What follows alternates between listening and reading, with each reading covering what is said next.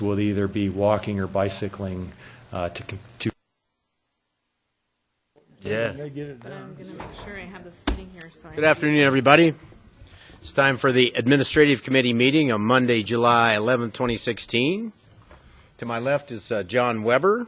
My right, Gina Terusio. My name is Jim Boland, and we're ready to start the meeting. We've got Gary Riedner here and Sarah Banks as well. First thing on the agenda is approval of the Admin Committee meeting minutes from June 13th, 2016. Entertain a motion to approve those. I'll make that motion. I will second that. All those in favor? Aye. Aye. We'll say the motion carries then. The next thing is a disbursement report for June 2016, and Sarah and Gary will give us the details on that. I assume that's pretty much a open and shut thing. Yes, thank you very much. You should have received some accounts payable for those who wanted them. If you have any questions about those are fine. The summary is included in your backup. I'd be happy to expound on any of that if you'd like. Otherwise, as you indicated, it is pretty straightforward. In the past, we've read off everything in the backup. There's no real reason to do that unless you want me to do so. So there were no extraordinary expenses. There was a question from Art Betke, the chair of the Public Works Committee, before that committee and this were merged for today. I want to know if there are any extraordinary expenses other than construction related, and the answer is no, there are not. Okay. Entertain a motion to put that on the consent agenda. So moved. Second. All right. You good with that, Mr. Riedner? Yes, if you would All right. sign that, we will put your Supposed to use this real pen, names aren't in, since it has the Public Works Finance Committee names on it. Appreciate that. Okay, the next thing on the agenda is the third quarter financial report. Same presenters. Yes, there is, as you can see, it has the budget, the year-to-date, and the percent of budget to actual. It's a document that gets published in the paper every quarter. So really don't have a lot of follow-up on that either. It's pretty self-explanatory. We present it for any council questions that you may have, and just so you're able to see it before it gets published in the paper. So again, I'd entertain any motion or any questions that you might have on that. I have none. Sarah had a couple comments about that, about the Hamilton Fund. Maybe get that out in the open on the record. But The Hamilton Fund, it's showing about 150% expense right now, and that's just because of the additional purchases that we made for the playfields and that we weren't expecting, and the rest of it is just operational transfers. So other than that, there's nothing out of the ordinary. Okay. motion to approve. I'll make that motion. Second. All those in favor? Aye. Motion carries. Okay, moving right along, the next order of business is the Southeast Moscow Water and Sewer District Contract Extension. Les is going to tell us any new developments on that. Good afternoon.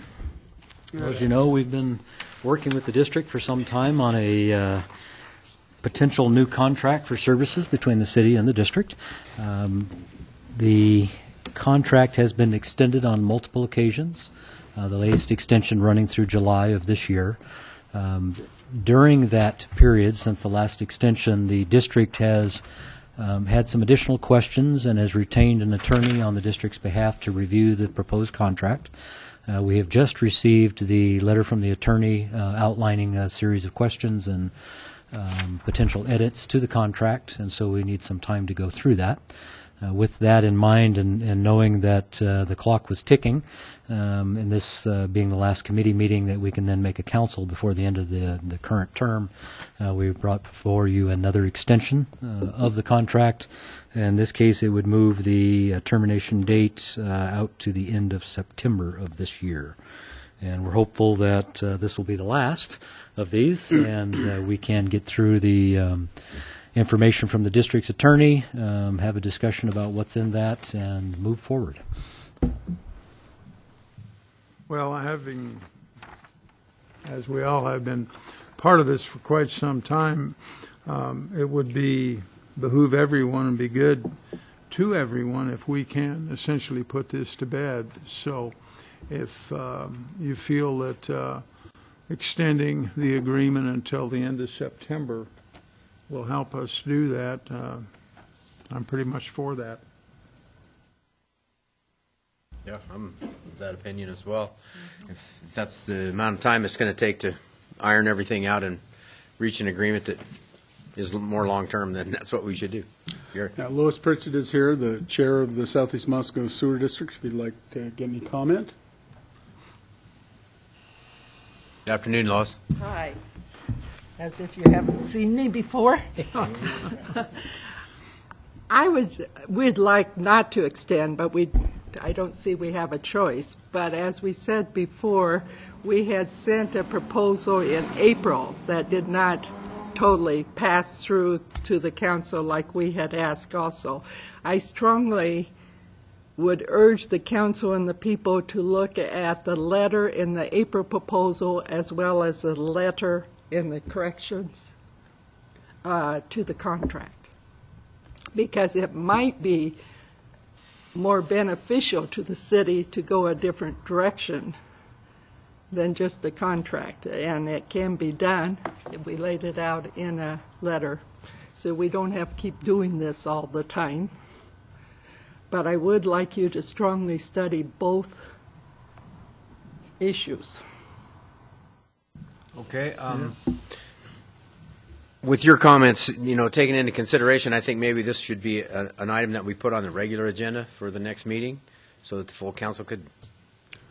We certainly can do that. The extension is necessary because we can't get either way, we couldn't get it done by July 31st. So my suggestion would be to move ahead with the extension, and then the next Public Works Finance Committee we could bring through, or Administrator, I can't remember, I think it went to Public Works last time. We could bring it through at that time. That seems reasonable. Question. Is September 30th going to be enough time to go through and then renegotiate if we need be? Yeah, I think what we're seeing with all deference to Lois's comments, what we're seeing is a lot of the things that were discussed previously now being brought up by the district's attorney, who was not involved at that time. So I believe it's a matter of bringing it through on a bullet-by-bullet comparison and taking the council's direction that the council gave us in two different workshops. So it's a matter of bringing it forward, letting you see them both. There was no, when the letter was sent to us by the district's attorney, we implemented council direction. Council leadership, the mayor were consulted on what to do with the letter. At that point, the course was determined already by council direction, so we proceeded on that basis. Obviously, the district wanted to talk about some different things. That's fine. We want to make sure that what's done is what the council wants to do. So we have no problem bringing it back. We just need some time to do that. The only thing was we were basically told part of it couldn't be done, and there is a code that says it can be done. That wasn't brought up before, and that's the code we used that was eliminated in previous discussions. Without getting into the merits of that discussion, that is one attorney's opinion. That was not the direction the council elected to go. I fully understand the district's attorney thinks that would be the way to go, but we believe it's already been vetted out by council. Either way, we need to bring it back so there can be full discussion again. Mr. Hall, you have an opinion on this? Yes, the code that we're dealing with, it's the same code, it's just somebody reading it a little bit differently. And we had the issues discussed in the workshops. So, I mean, it wasn't anything new. We know that the city could do it if the city chose to do that, but then there was reasons that were given why we didn't want to go that direction. And it's just a matter of they're basically asking if the city council would reconsider their decision. Yeah, I'm certain that we would consider any new information or evidence brought to the table about the situation. So I guess I would entertain a motion to go ahead and recommend that we approve the extension until we have a chance to go through and get any new information on the table that might be there. And then put that through on the consent agenda instead of. Yeah. That seems like it. Okay. Okay, we'll bring it to you at the next committee meeting. And the, Thank you, and the Lois. letter and everything to them that we sent, the whole package of it both, and then they can see it all. And Yeah, I just want to make it perfectly clear that it was not staff's decision not to send the attorney's letter to the council. That was a decision that was discussed with council leadership and the mayor to implement the direction the council had previously given us. Okay. It is an attorney's opinion that it is something different. Understand attorneys have different opinions, and that's great. And we can certainly bring it forward, and we will do so. thank you. Thank you. Okay, the next order of business is the sanitation lease agreement renewal. Tim, what do you got for us? Good afternoon.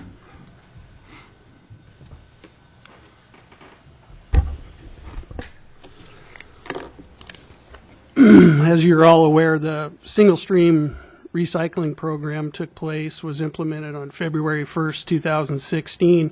One of the big changes that we made prior to the curbside recycling implementation was the decision was made that glass would no longer be accepted. Glass still is accepted at Moscow Recycling Center. In anticipation of this change, glass was no longer collected beginning July of 2015. As a result of this change and as a convenience to Moscow residents, the city established a second glass drop-off site, which is out at the Gilbert Auto, or formerly Gilbert Auto parking area, which is now owned by Spence Hardware. The city of Moscow entered into this lease agreement with Spence Holdings for access to a portion that's approximately 50 feet by 50 feet, which allowed LSI to place a 20 cubic yard glass container there for the public's use.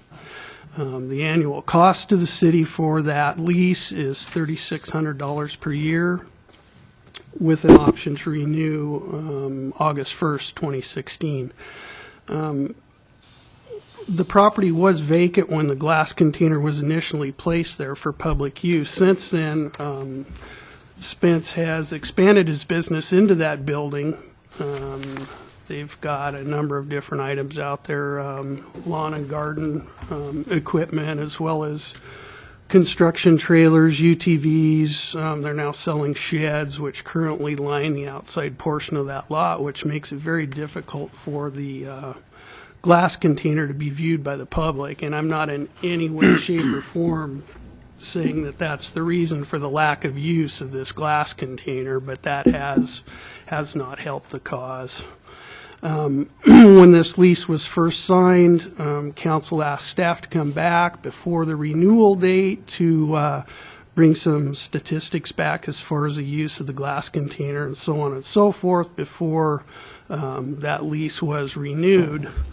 In your packet, you should have a recap of the glass container usage. And since it was first put in August 1st of 2015, the glass container has only been picked up 6 times. Tim, is that a normal pickup, or is that just the only times that it was full? That's the only times it was full. Okay. Also in that chart, I put some more information to kind of give you an idea that over that same period of time, we've taken in 324 tons of glass down at Moscow Recycling. That glass container, we've collected about 21 tons, which is only about 6% of that total. So council's concern was, spending the money on that lease when it's being used so little. We can certainly look for another site. I don't know if the need is there to do that. That's another option that we could consider as well. Well, it would be possible to discontinue the secondary glass container and see what happens. Sure. And if there's enough consumer demand, citizen demand for it, perhaps we could find another location that's more visible. And the other thing that we may want to hold off and consider is if we do relocate the Moscow Recycling Center, it may be prudent to wait until that point and try to, if we do put in a secondary drop-off, to consider where that new location might be so we can make it, some interesting numbers too, and I don't mean to keep you any longer than I have to, but since we stopped collecting glass at the curb, the glass tonnage is up by 11% since we stopped collecting at the curb. So why, I don't know. Interesting. Well, yeah, I kind of think that if we're going to be going to this $300 a month for 6% of the glass, we could probably find better use for that $300 a month. And if it does prove to be necessary, we could find some other place. So I would agree with the conclusion that you came to. Yeah, an observation as much as anything is the secondary glass container back at Spence Hardware was pushed well to the back of the site, and there was never a sign, a pointer, anything to alert the recycling public that this receptacle actually existed. So I think by sheer camouflage and distance from the road, I don't think people actually knew it was there. And that's another consideration that might have limited its use. We did advertise the secondary glass container in the Talking Trash newsletter, as well as in all the flyers that were handed out with the recycling cart. So if people did take the time to read those materials, they should have known that that container was there. I'll agree that we didn't put up any big banners or balloons or anything to advertise it, but we did try to get the word out. Yeah, there's that, but I think if people even did read the newsletter, as you drive by Spence, the thing was way to the back, and you never knew, well, is it there or not there? So I think as we contemplate this, going into the future or even remaining with the present, it's something to think on, is making the secondary recycling site more visible for the public. So that's what I had. Thank you, Art. If I may. It seems to me that Tim's comments about if we are looking to relocate the recycling center, any lease would be somewhat premature at this point. Hopefully we'll have some plans in the next several months. Again, for 6% doesn't seem to be a good use of the funding at this point. And it's something that we can do in the future at any time. If the public has a response to it that they really want it out there, we'll find a different place for it. Yeah, I think that's a point well taken. If the glass recycling is going up at the recycling center and we're barely collecting any here, it seems foolish to continue with that for that amount of money. So How would you like to proceed? I guess I would recommend a non-renewal of the lease, if there's no objection to that. Consent agenda or regular? Perhaps that should be something that everybody gets a look at. I think I'd put that on the regular agenda if it was up to me. It's up to you. I think it's a pretty open and shut thing, and but everybody probably should have a chance to weigh in on that if they're. Thank you. All right, thank you, Tim. We'll put that on the regular agenda. Mr. Chairman, may I be excused? I have another appointment. I suppose. I think Mike can probably handle the sign thing. Okay, Thanks for your input, Gary. Yeah, coward. Bill's here. He probably knows more about that anyway. Thank you. Okay, Mike Ray's here now to talk about the proposed amendments to Title IV, Chapter 6, to amend the portable sign regulations. Good afternoon, Mike. Good afternoon.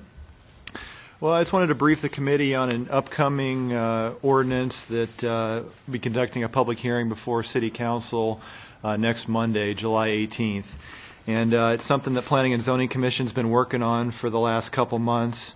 You may recall Brandon Mitchell, the owner of Jiffy Lube and the Dragonfly Car Wash, I think came to a council meeting, expressed some concern about current portable sign regulations in the city. And he also wrote a letter in April wanting the Planning and Zoning Commission to take a look at maybe possible ordinance revisions to allow more portable sign varieties within the city. And so what the Planning and Zoning Commission has been looking at in Brandon's letter, discuss some feather banners is what he was referring those to. And you may have seen these around town and other communities. It's just mainly recognizing a new trend in portable signage. You know, these probably weren't around 5-6 years ago, but now they are. They're relatively inexpensive and capture, you know, automobile attention as you're going down the road. So the businesses view these as a component of their business. They come in many wide varieties and sizes, as you can see from this image on the screen here. A variety of height, as well as widths, shapes, teardrops, razors, rectangular shaped sabers. These are some of the ones that you've seen around town. This is over by Renaissance on Pullman Road. This is the Jiffy Lube location. Currently has one out there right now. And then the Dragonfly Car Wash, where there's a few other varieties that are shown out there. So, Planning and Zoning Commission heard testimony from Brandon, chose to have staff pursue this one. And staff had taken a look at other communities, as we always do. We had taken a look at Boise, Caldwell, Coeur d'Alene, Lewiston, Meridian, Missoula, Nampa, Pullman, Sandpoint, and Twin Falls. They typically call these banner signs, although it generally varies from jurisdiction to jurisdiction. What varied from place to place was usually the size, the height, the number allowed, and the duration. But typically they were allowed within all these jurisdictions. It just varied a little bit in those categories. Under our current regulations, we allow portable signs, but they're generally sandwich board signs, and they're limited to 3 feet wide by 4 feet in height. And so if they wanted to display something like this, it would usually be a temporary sign, good for a temporary duration, so 15 days all the way up to 30 is what our current code allows.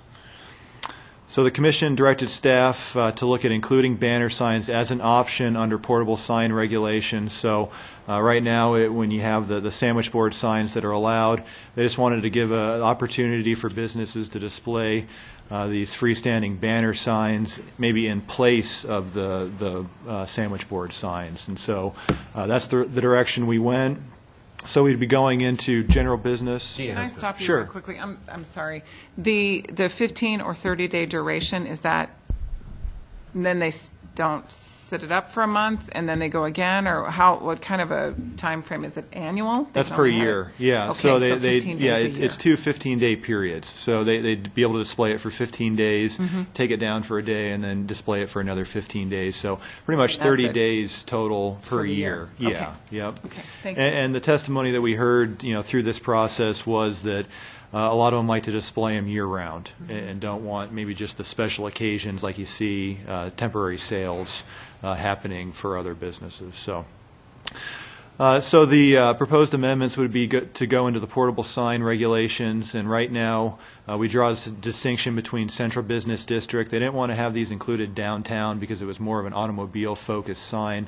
And so we would be going into general business and motor business zoning districts and just slightly amending our current portable sign regulations, drawing a distinction between sandwich board signs with the 4 feet in height and 3 feet in width, including a new freestanding banner sign with the maximum 13 feet in height and 24 square feet in size. And then usually with the other jurisdictions we looked at, they had some statement in there that they don't want to see these portable signs tattered, torn, or in a state of disrepair. When you have that constant wind beating on these types of signs, they have a tendency to have the ends be tattered or torn, and so that's something even Brandon said that there should be some type of regulations for these signs that maybe become in a state of disrepair. So we had added that into the portable sign regulations as a subsection. And the commission conducted a public hearing, and that happened June 22nd, and they recommended approval of the ordinance as presented to council. And like I had mentioned previously, it's scheduled for public hearing at the council's July 18th meeting. And so I'd certainly be able to answer any questions that you might have about the proposal. The 30-day period, 15 days, 1 day off, and then 15 more. Does that preclude putting up the sandwich boards? Or would sandwich boards be allowed in addition to, or would these be allowed in addition to sandwich boards? Good question.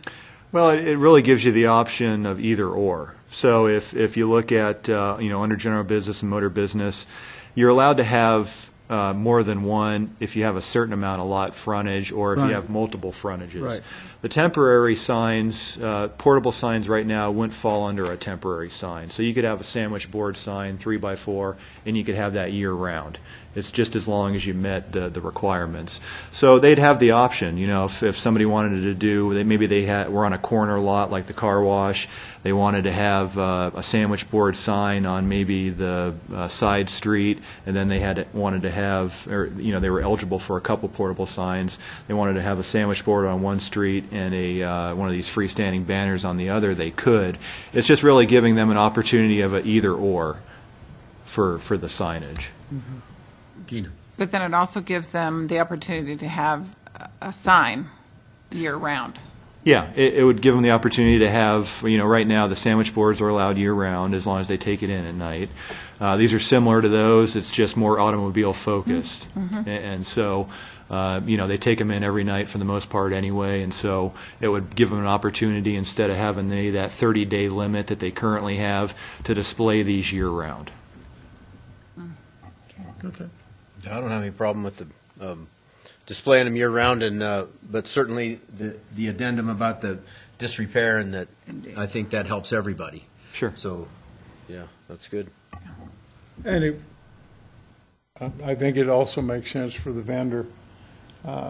If you want them to work for you and show your business off in its best light, you don't want them tattered and torn up. Well, and also you don't want people that don't maintain them to give those type of signs a bad image, and then you have well-maintained ones, and it looks cheap and tattered. People get the impression that if you have those kind of signs, you're not maintaining them. So that's probably a good thing to add, and it certainly gives people more flexibility about the kind of signage they put up. So I guess I'd recommend we forward that item for public hearing. Okay. Next Monday. Cool. Great. Thank you. Thanks for the presentation, Mike. Now we've got some reports. Elisa Anderson's going to tell us about the Commission on the Arts grant.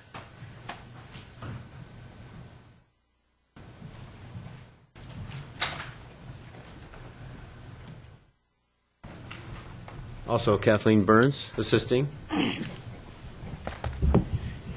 Good afternoon. good afternoon. So we just wanted to update you on 2 awards that we recently received from the Idaho Commission on the Arts. We had submitted applications, I guess it was about 3 months ago, and we received letters from them the 3rd week of June. The first one was an entry track application, and basically it's the only working capital application that's available out there for arts entities. And so we received an award of $3,481.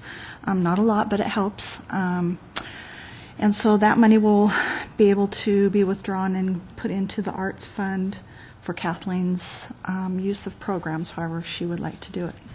Yeah, so when we wrote up the grant, one thing I met with someone that works with the Boise Arts, and they have permanent staff that just works with maintenance and tech support for all the public art in Boise. And he's offered to come and do an assessment of our public art because we had some improvements and maintenance that we had to do last year on the columnar basalt out at the Herc, and then the sculpture piece at the fire station. The top portion had to be taken down, and we had to facilitate having it powder coated down in Lewiston. And so he, when I met him at an arts conference, he said, yeah, I'd be interested in coming to Moscow and helping you put in a long-term plan, because we did the public art master plan, but we didn't put together like a maintenance schedule. So that's one of the things that this professional grant will help with, is to contract his services. Okay. Help with that.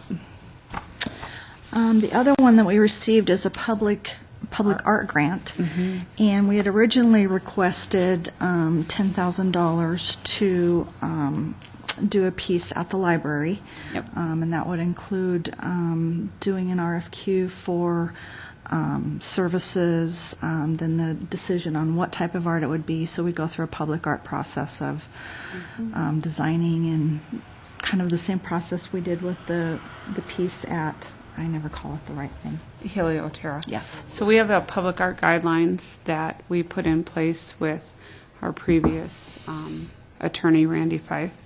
And then we have the public art master plan. And then we've already met with the library and the Friends group with the library. And now we'll form a kind of a stakeholders group, and we'll have an entire year to develop a project for the entryway to the library. And these funds will go towards that project. How much So did we receive? We received $6,194, and we had asked for $10,000. So I would imagine that we will probably come forth to you one more time in looking at the match that the library was supposed to do, $5,000 from Friends of the Library, and then $10,000 from the city. From the 1% funds. So we'll need to take a look at this again and then bring a budget forward to committee and council for approval before we get started. On the project. And that's There's enough to get it started, get it underway. And Yep. I would imagine if Gary was here, he would tell us he'll want us to have a proposal to him before we get started, or some sort of draft budget. So Kathleen hasn't had time to meet with the library and discuss that yet. So once we know the details of the total budget, we'll bring that forth again. Yep. We just wanted to give you an update of the awards, and they don't require a signed contract on this. They just have reporting requirements. So that's why we came forth as a report at this point rather than as an agenda item. Okay. Thank you. Thank you. Good job. Good. Every little bit helps. Yeah. Now we're going to bring Tim Davis back for an encore presentation on the single stream recycling curbside. Encore. Well, I haven't officially reported back to council since the implementation of the single stream program. I did send out an email after the first quarter, but our numbers are very encouraging. And I think more so than the tonnage increases that we're seeing is the participation level is what makes me feel good about it, and what makes me feel like it's been very successful. Prior to implementation, we figured we had about 35% participation rate. Right now on the residential side, we're looking at about 85%, and close to 50% on the apartment units. So tonnage alone over the same time period of February through June last year, we're up 140% tonnage-wise. That same time period in 2015, we took in about 119 tons. Since the implementation of single stream, we've taken in 284 tons, which is up about 165 tons. So I think it's been a very successful program. It's still early yet, but all the numbers are very encouraging. I use it myself. I totally do. I certainly like it a lot better. It's much easier to participate, that's for sure. Do you have any contamination rate numbers? I don't have any contamination rate numbers. There are some instances that we're seeing out there, more so on the apartment side, and that's going to be an ongoing thing. It's a continuing education effort. We have a new group of folks coming in to go to school each year, and new folks moving off campus. what's really reflected as far as contamination, from my point of view, is the property management folks and the owners that have taken ownership in it and have spent the time to get the information to their people, their tenants. And where that has happened, it's worked very well. Where the owners and the property managers don't care, that's where we're seeing the contamination.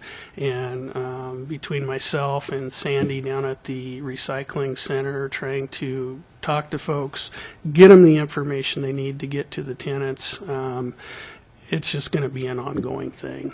But as far as I'm concerned, anything that we do get out of those apartments is more than we were getting before we started. So, and they're definitely contributing tonnage. Typically what happens, especially early on, was if LSI seen a lot of contamination, they would put a sticker on the carts and say, it's because of this and this and this.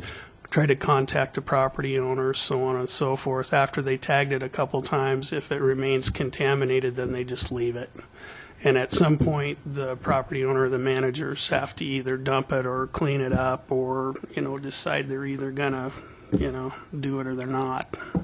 Is LSI still hand dumping those like they were at the initiation of it? They're using rear loaders so they can readily see any contamination rather than the side automated loaders that are dumping in the top. They can just come up and hook it on the tip or the back. When they open the lids, in most cases, they know where the contamination is before it's dumped. So that's been helpful. Keeping the rate down somewhat. Yeah, that's good. We've got new neighbors, and they need to be educated. Yeah, they need to be educated on. So I'll be stopping by and getting the stuff from you, and I'll give it to them.